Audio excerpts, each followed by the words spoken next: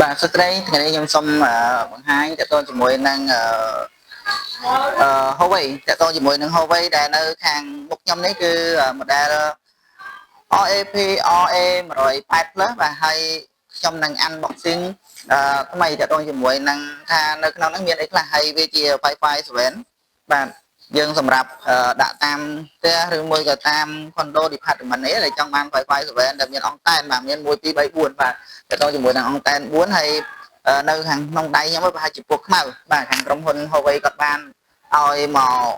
unboxing តេស្ត3តែម្ដងបាទតទៅជាមួយនឹង model នេះតោះយើងនឹងទៅតេស្តទាំងអស់គ្នាថាមានអីខ្លះនៅក្នុងហ្នឹង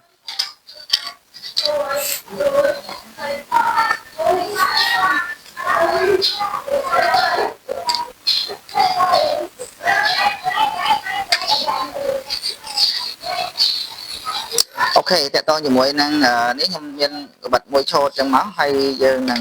បើកទាំងអស់គ្នាថាតើនៅក្នុងនេះ Huawei មានអីជាពិសេសបាទ adapter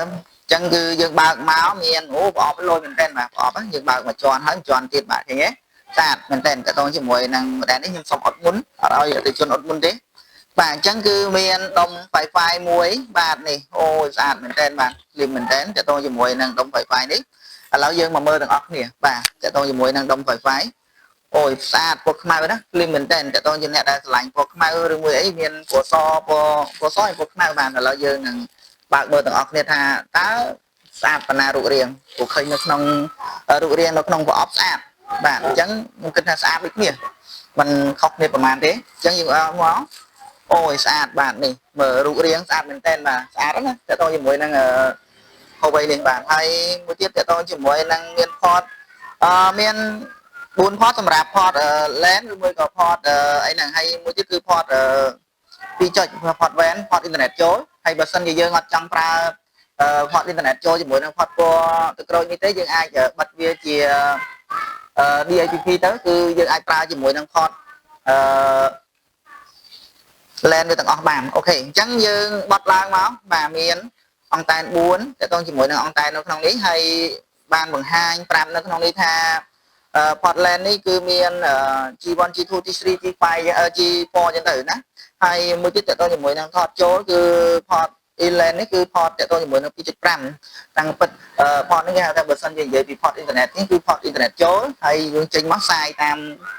LAN បាទហើយរូបរាងវា logo ពីខាងមុខគឺ Huawei បាទស្អាតមែនតើហើយខាងមុខនេះក៏មានគេហៅថា logo របស់ Huawei ហ្នឹងគឺ Eclipse បាទអញ្ចឹងតើតជាមួយនឹងនេះហើយមានអក្សរសរសេរធំធំមានអ្នកផ្លាកតែម្ដងបាទគឺ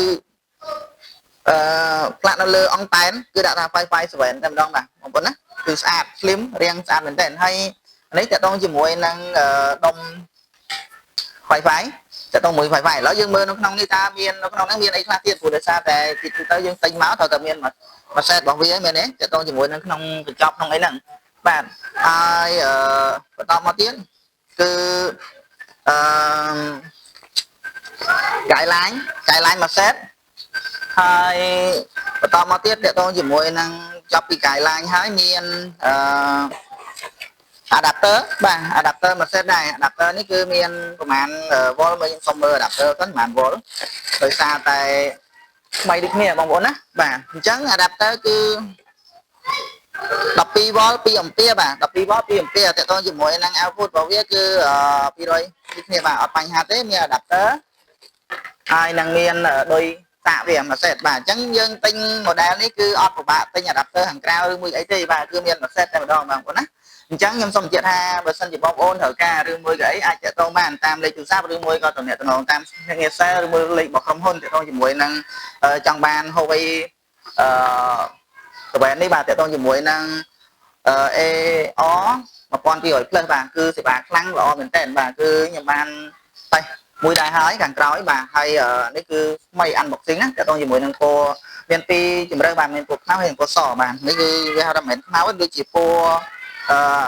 ក្រែមកទេយើងទៅគឺស្អាតមែនតើមើលទៅដាក់ស្អាតបើសិនជាយើងដាក់នៅផ្ទះនៅអីនៅកន្លែងណាលើតុឬមួយក៏ចិត្ត TV ឬមួយក៏កុំព្យូទ័រសម្រាប់បងដែលគាត់ប្រើធ្វើការងារលក្ខណៈ office ឬមួយស្អាតមើលទៅស្អាតមែនតើបាទអរគុណ អញ្ចឹងខ្ញុំវីដេអូនេះខ្ញុំមានតែប៉ុណ្្នឹងទេខ្ញុំសូមអរគុណហើយបើសិនជាបងប្អូនត្រូវការអីផ្សេងៗគឺខ្ញុំមានលក់ច្រើនបាទតើតើជាមួយនឹងអីវ៉ាន់ផ្សេងៗណាបាទសូមអរគុណច្រើន